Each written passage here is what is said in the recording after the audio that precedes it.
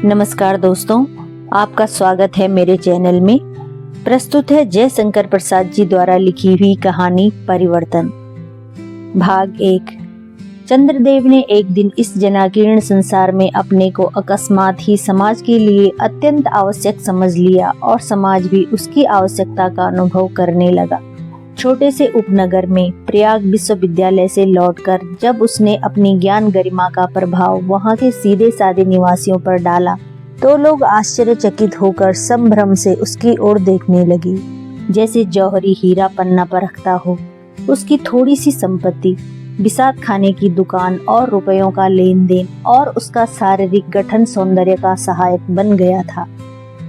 कुछ लोग तो आश्चर्य करते थे कि वह कहीं को जज और कलेक्टर न होकर यह छोटी सी दुकानदारी क्यों चला रहा है, किंतु बातों में चंद्रदेव स्वतंत्र व्यवसाय की प्रशंसा के पुल बांध देता और नौकरी की नरक से उपमा दे देता। तब उसकी कर्तव्य परायणता का वास्तविक मूल्य लोगों की समझ में आ जाता। यह तो हुई बाहर की बात। भीतर अपने अंतःकरण में चंद्रदेव इस बात को अच्छी तरह तोल चुका था कि जज कलेक्टर तो क्या, वह कहीं किरानी होने की भी क्षमता नहीं रखता था। तब थोड़ा सा विनय और त्याग का यश लेते हुए संसार के सहज लब्ध सुख को वह क्यों छोड़ दे। अध्यापकों के रटे व्याख्यान उसके कानों में अभी गूंज रहे थे।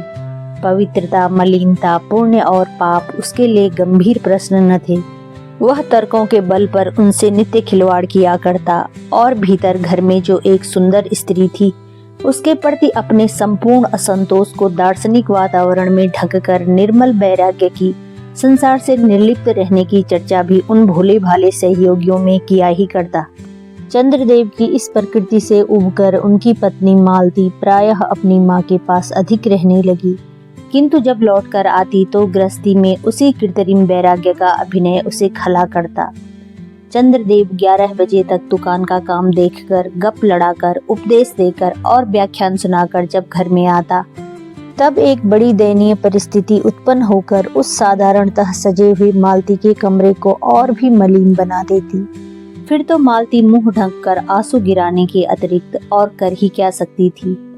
यद्यपि चंद्रदेव का बाह्य आचरण उसके चरित्र के संबंध में ससंग होने का किसी को अवसर नहीं देता था, तथापि मालती अपनी चादर से ढके हुए अंधकार में अपनी सौत की कल्पना करने के लिए स्वतंत्र थी ही। वह धीरे धीरे रुग्ण हो गई। भाग 2। एक दिन चंद्रदेव के पास बैठने वालों ने सुना कि वह कहीं बाहर जाने वाला है।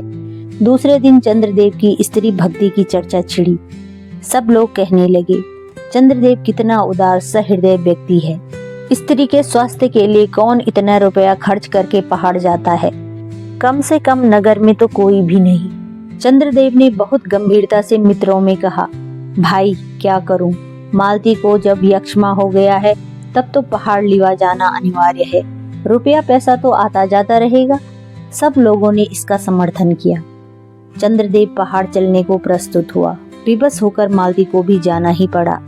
लोक लाज भी तो कुछ है, और जबकि सम्मान पूर्वक पति अपना कर्तव्य पालन कर रहा हो तो स्त्री अस्वीकार कैसे कर सकती।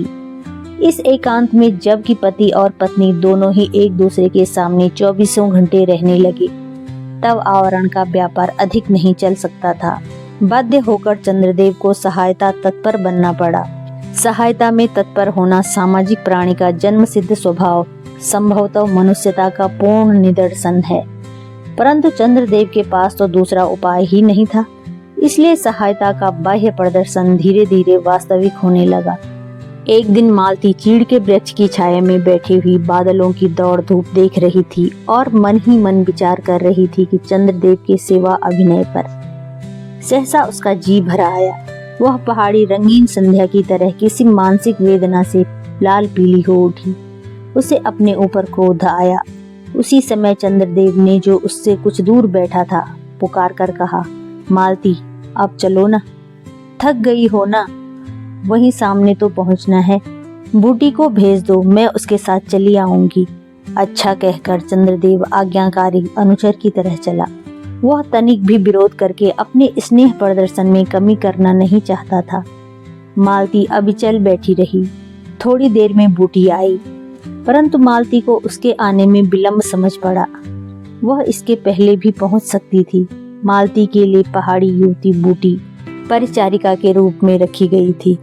यह नाटी सी गोल मटोल सी गेंद की तरह उछलती चलती थी, बात बात पर हंसती और फिर उस हंसी को छिपाने का प्रयत्न करती रहती। बूटी ने कहा, चलिए अब तो किरणें डूब रही हैं और मुझे भी काम निपटा कर छुट्टी पर जाना है। छुट्टी? आश्चर्य से झल्लाकर मालती ने कहा, हाँ, अब मैं काम न करूंगी। क्यों, तुझे क्या हो गया बूटी?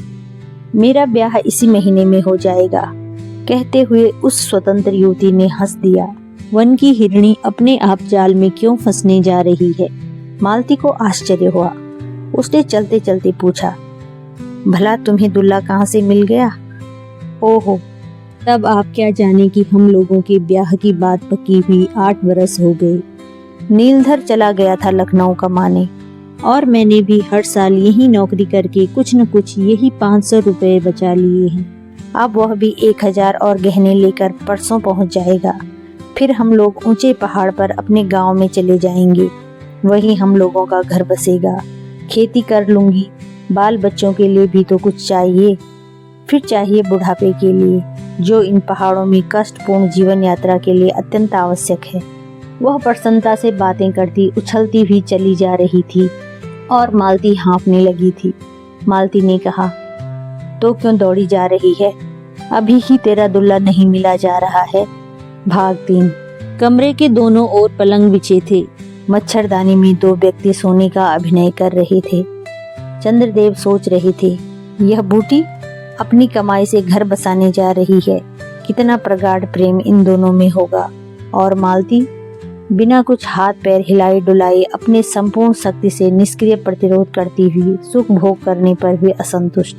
चंद्रदेव था तार्किक। वह सोचने लगा, तब क्या मुझे इसे प्रसन्न करने की चेष्टा छोड़ देनी चाहिए? मरे चाहे जिए, मैंने क्या नहीं किया इसके लिए, फिर भी भौहें चढ़ी ही रही। तो मैं क्या करूं? मुझे क्या मिलता है इस हृदय विहीन बोझ को ढोने से? बस अब मैं घर चलूंगा। फिर मालती के बाद एक दूसरी स्त्री। अरे वह कितनी आज्ञाकारिणी। किंतु क्या यह मर जाएगी? मनुष्य कितना स्वार्थी है। फिर मैं ही क्यों नहीं मर जाऊं? किंतु पहले कौन मरे? मेरे मर जाने पर वह जीती रहेगी। इसके लिए लोग कितने तरह के कलंक, कितनी बुराई की बातें सोचेंगे और यही जाने क्या कर बैठे। तब इसे तो लज्जित होना ही पड़ेगा। मुझे भी स्वर्ग में कितना अपमान भोगना पड़ेगा। मालती के मरने पर लोकापवाद से मुक्त मैं दूसरा ब्याह करूंगा और पतिव्रता मालती स्वर्ग में भी मेरी शुभकामना करेगी। तो फिर यही ठीक रहा। मान की रक्षा के लिए लोग कितने बड़े बड़े बलिदान कर चुके हैं। क्या मैं उनका अनुकरण नहीं कर सकता? मालती सम्मान की बेदी पर बलि चढ़ी। वही पहले मरे, फिर देखा जाएगा। राम की तरह एक पतिव्रत कर सकूंगा तो कर लूंगा, नहीं तो चंद्रदेव की खुली आंखों के सामने मच्छरदानी की जालीदार कपड़े पर एक चित्र खींचा। एक युवती मुस्कुराती हुई चाय की प्याली बढ़ा रही है। चंद्रदेव ने न पीने की सूचना पहले ही दे दी थी। फिर उसके अनुनय में बड़ी तरावट थी। उस युवती के रोम रोम कहते थे, ले लो। चंद्रदेव यह स्वप्न देखकर निश्चिंत हो गया। उसने अपने बनावटी उपचार का सेवा भाव का अंत कर लिया था। दूसरी मच्छरदानी में थकी हुई मालती थी। सोने के पहले उसे अपने ही ऊपर रोष आ गया था। वह क्यों न ऐसी हुई कि चंद्रदेव उसके चरणों में लौटता, उसके मान को, उसके प्रणय रोष को धीरे धीरे सहलाया करता। तब क्या वैसी होने की चेष्टा करे? किंतु अब करके क्या होगा? जब यौवन का उल्लास था, कुसुम में मकरंद था, चांदनी पर मेघ की छाया न थी, तब न कर सकी तो अब क्या? बूटी साधारण मजूरी करके स्वस्थ, सुंदर, आकर्षण और आदर की पात्रा बन सकती है। उसका यौवन ढालवे पथ की ओर मुंह किए है। फिर भी उसमें कितना उल्लास है, यह आत्मविश्वास, यही तो जीवन है। किंतु क्या मैं पा सकती हूँ? क्या मेरे अंग फिर से गुदगुदे हो जाएंगे? लाली दौड़ आवेगी, हृदय में उच्छृंखल उल्लास, हंसी से भरा आनंद नाचने लगेगा। उसने एक बार अपने दुर्बल हाथों को उठाकर देखा कि चूड़ियां कलाई से बहुत नीचे खिसक आई थी। सहसा उसे स्मरण हुआ कि वह बूटी अभी 2 बरस छोटी है।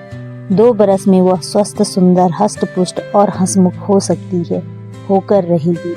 वह मरेगी नहीं, ना, कभी नहीं। चंद्रदेव को दूसरे का न होने देगी। विचार करते करते फिर सो गई। सवेरे दोनों मच्छरदानियां उठी। चंद्रदेव ने मालती को देखा। वह प्रसन्न थी। उसके कपोलों का रंग बदल गया था। उसे भ्रम हुआ। क्या? उसने आंखें मिचमिचाकर फिर देखा। इस क्रिया पर मालती हंस पड़ी। चंद्रदेव झल्लाकर उठ बैठा। वह कहना चाहता था कि मैं चलना चाहता हूँ, रुपए का अभाव है, कब तक यहाँ पहाड़ पर पड़ा रहूं? तुम्हारा अच्छा होना असंभव है। मजदूरनी भी छोड़कर चली गई। और भी अनेक असुविधाएं हैं। मैं तो चलूंगा। परंतु वह कह न पाया। कुछ सोच रहा था। निष्ठुर प्रहार करने में हिचक रहा था। सहसा मालती पास चली आई। मच्छरदानी उठाकर मुस्कुराती हुई बोली, चलो घर चले, अब तो मैं अच्छी हूँ। चंद्रदेव ने आश्चर्य से देखा कि मालती दुर्बल है, किंतु रोग के लक्षण नहीं रहे। उसके अंग अंग पर स्वाभाविक रंग प्रसन्नता बनकर खेल रहा था। कहानी यहीं पर समाप्त होती है। फिर मिलते हैं अगली कहानी में।